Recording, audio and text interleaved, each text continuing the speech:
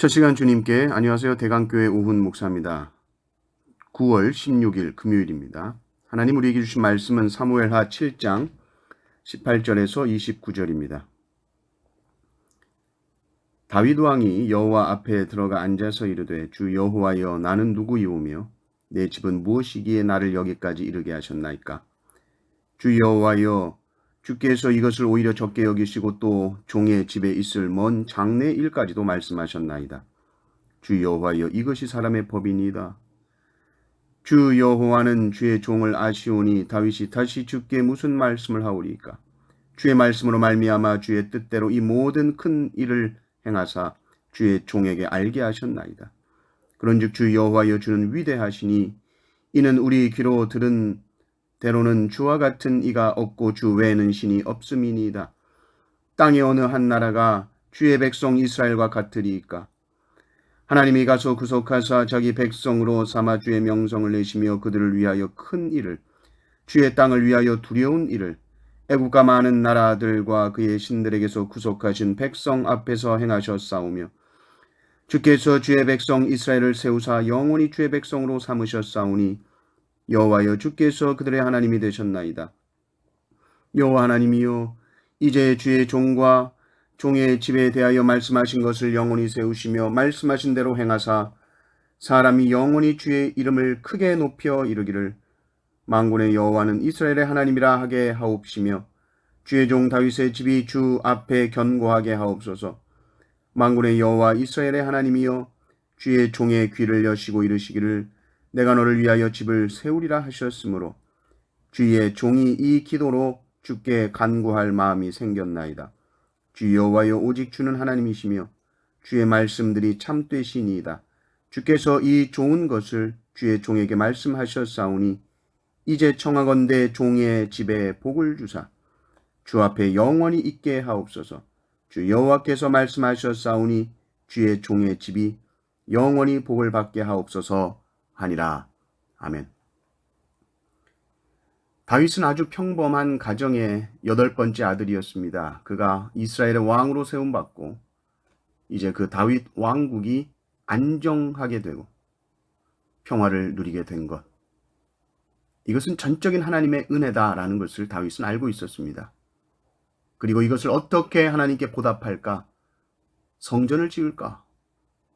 그러다가 나단 선지자를 통해서 그것이 아니라는 하나님의 뜻을 알게 되죠.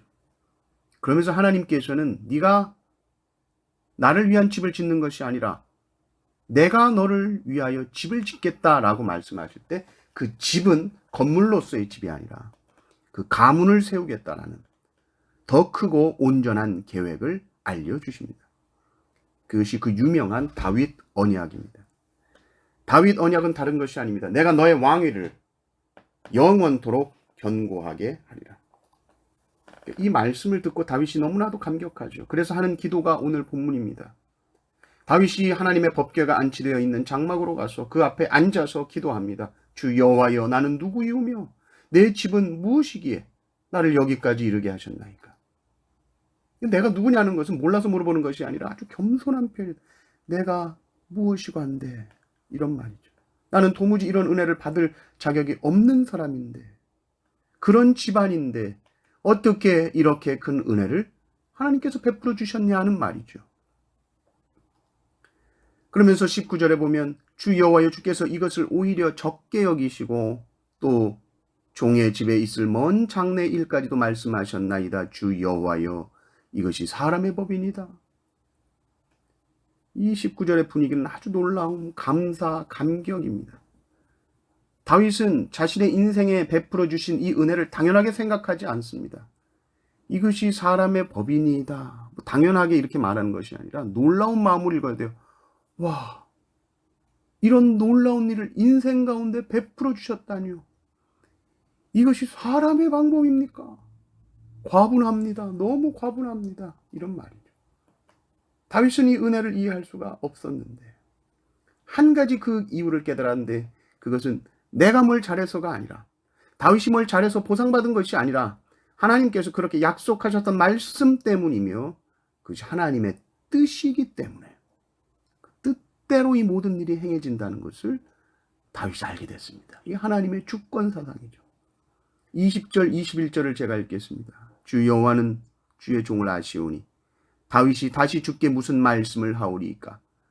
주의 말씀으로 말미암아 주의 뜻대로 이 모든 큰 일을 행하사 주의 종에게 알게 하셨나이다.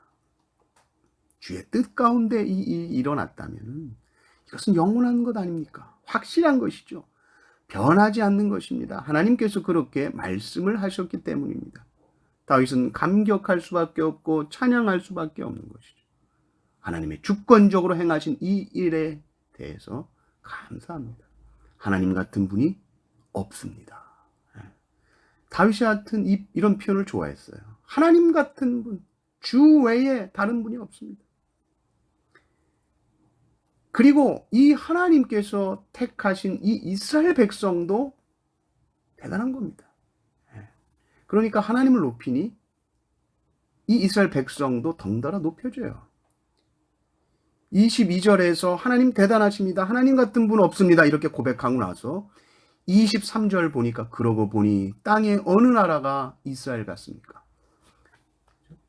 하나님 같은 분 없고 또 이스라엘 같은 나라도 없네요. 이런 고백입니다. 사랑하는 성도 여러분, 우리가 하나님을 지극히 높일 때 우리도 같이 올라가는 것을 아십니까? 마치 아내가 남편을 왕처럼 섬기고 높일 때에 자동적으로 자신이 여왕이 되는 것처럼 말이죠. 주님같이 위대하신 분이 없습니다. 주님 온 우주에 충만하십니다.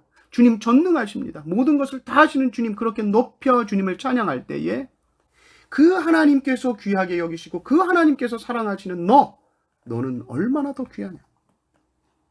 내 존귀함이라는 것, 내 영광이라는 것은 결코 나로부터 나오는 것이 아닙니다. 내 자체가 존귀하지 않습니다. 가장 존귀하신 하나님이 나를 사랑하신 그 사랑으로부터 나의 존귀함이 나오는 줄을 믿습니다. 나의 자존감의 근원이 어디에 있습니까? 하나님께 있습니다.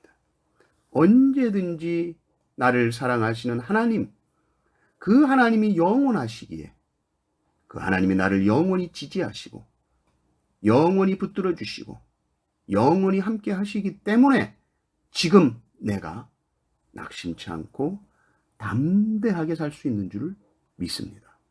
항상 하나님만 높이심으로 하나님 사랑하시는 내 자존감 항상 지키시며 사시는 모든 성도님들 되시기를 주님의 이름으로 축원합니다.